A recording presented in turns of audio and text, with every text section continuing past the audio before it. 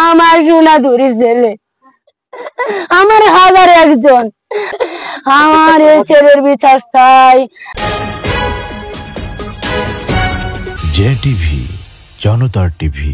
জীবনের স্বাদ উপভোগ না করে আত্মহত্যা করে প্রাণ দিল ফয়সাল। ফয়সালের পরিবারের অভিযোগ, দালালের কারণে ফয়সাল আত্মহত্যা করেছে। সরকারের কাছে একটাই দাবি, ফাঁসি চাই। কেননা এরকম হাজার হাজার দালাল এখন তৈরি হচ্ছে।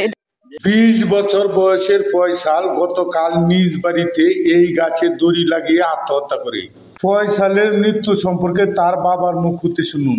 আমার সাথে 8:30টার সময় খানা দানা করছি। খানা দানা করিয়া আমি এই রুমে খাইছি। এই রুমে গেছে না, খাওয়া দাওয়া করিয়া করিয়া গেছে, বাইরে গেছে, বাইরে কি হচ্ছে সেটা তো সত্য। আমি কিছু হোয়াটসঅ্যাপ করবার গাড়ি লড়া ফয়সাল লোড করেছে, এই আমি চিৎকার দিলাম। চিৎকার দিলে আমার বড় ছেলে ফান দিয়া দোষী দৌড়ে ফয়সালের দাওয়াতে কাটতে নামাইছি। এবার মুখটা একটু লড়ছি, কিন্তু এই লয়ে গেছি বাজারও সামনে একটা বাজার আছে, লয়ে গেছি। সেই ডাক্তারের চিকিৎসা 9টা। 5 ভাইয়ের মধ্যে ফয়সাল ছিল দ্বিতীয়। ফয়সালের ছোট ভাই। ফয়সালের গ্রামের বাড়ি ময়মনসিংহ জেলার নান্দাইল উপজেলার চর বেতাগড় ইউনিয়নের চর কামাতখালী গ্রামে। ফয়সাল গত 8 মাস পূর্বে দালালের মাধ্যমে 5 লাখ টাকা দিয়ে বিদেশে গিয়েছিল। বিদেশের মাটিতে 7 মাস মরুভূমিতে কাটালেও সে কোনো ভালো কর্ম পায়নি। 7 মাস পরে দেশে এসে ফয়সাল কিস্তিতে একটি অটো ক্রয় করে। প্রতি মাসে 20 তারিখ তার 25,000 টাকা কিস্তি দেওয়া লাগে। কোথায় কোন সংস্থায়? এই যে এই গ্রামের একটা সমিতি আছে, এই সমিতিতে একটা লোন তুলছে। দালালের নেয়া টাকা গতকাল ফয়সালকে দেওয়ার কথা ছিল। এই টাকা দিয়ে ফয়সাল অটোর কিস্তি পরিশোধ করবে, কিন্তু দালাল টাকা না দিয়ে সে পালিয়ে যায়। ফয়সালের বাবার অভিযোগ, দালালের টাকা না পেয়ে ফয়সাল আত্মহত্যা করেছে। এইরকম টেনশন সেই টাকা উঠলে তার না, হ্যাঁ আমার ছেলেরা দুধপট কথা তার মুখে সম্ভব না, সেই আত্মহত্যা কঠিন বিচার চাই, আর তার ফাঁসি চাই। দালাল ফয়সালের আত্মীয়। হুজুর আমার সম্পর্কে ঠিক আছে চাচা হয়, আমার আব্বার এই মামাতো ভাই, আমার সম্পর্কে চাচা হয়। পরে কম টাকার মাধ্যমে যেহেতু ভালো বিদেশে নেই, আর নিজস্ব লোক মালয়েশিয়ায় নিব, পরে নিচে কিরগিজস্তানে একটা বরফের দেশ নিয়ে ফেলছে। তারপর আমার ভাই কত টাকা নিছিল আমাদের কাছ থেকে? প্রথম ঠিক আছে 5 লক্ষ টাকা নেওয়া হয়েছে, ঠিক আছে, সব মিলে 5 লক্ষ টাকা নিছে। তারপর ঠিক আছে আমার ভাই ওই দেশে অনেক কষ্ট করছে, 7 মাস যাবত ছিল বরফে, ঠিক আছে, আমার কাছে এটা ভিডিও প্রমাণ আছে।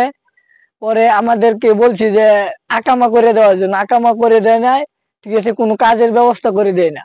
আমার ভাই অন্য জায়গায় কাজ করলে ওই মালিকের টাকা দিতে হয়, ওই মালিক করে আরেক জায়গায় কাজ, এমন একটা মালিকরে নিয়ে দিছে, মালিকের কাছে আমার ভাইয়েরে নিয়ে দিছে। আমার ভাই যাও অনেক কষ্ট করছে, 7 মাসের ভিতরে আমার ভাই মাত্র 4 দিন ঠিক আছে ভাত খাইতে পারছে। লাস্টে বালক বলছি যে আমার ভাইয়েরে তুমি ঠিক আছে 20,000 টাকা দাও, আমি ঠিক আছে আমি তোমার 40,000 টাকা হ্যান্ড ক্যাশ দিয়ে দিতেছি, ঠিক আছে। তারপরে আমার বাইরে দেয় নাই, অনেক কষ্ট দিছে ওই দেশে আনাইছি আমরা, ঠিক আছে, 2টা টিকিট কাটছি। আমাদের বুকে বলতেছে কোথায় টিকিট কাটলে শুধু দেশে আসতে পারবে। একটা টিকিট কাটছি 60,000 টাকা দিয়া, পরে বলতেছে তোমাদের নামে মামলা আছে, বুয়া একটা, ঠিক আছে, আন্তাজি পুলিশ দিয়ে ওই দেশের, ঠিক আছে, আমাদের কাছে হস্তনস্ত করে আমাদের কাছে কিছু টাকা নিচ্ছে। আবার পরে বলছি যে সবকিছু তেলে তুমি ঠিক করো। পরে হিজুরে নিছে, হিজুরে বলছে যে এই নম্বরে টাকা ছাড়ো। পরে আমরা এই নম্বরে টাকা ছাড়ছি। হাফিজুরের সাথেও কথা হয়েছে, হিজুরের সাথেও কথা হয়েছে, এবং যে হিজুরের চাচা কিংবা এলাকাবাসী এগুলো সবাই জানে। গতকালকে আমরা গেছি, আমাদের খবর শুনে উনি ঠিক আছে আগে ঠিক আছে পলাতন হয়ে গেছে, হ্যাঁ পলায় গেছে।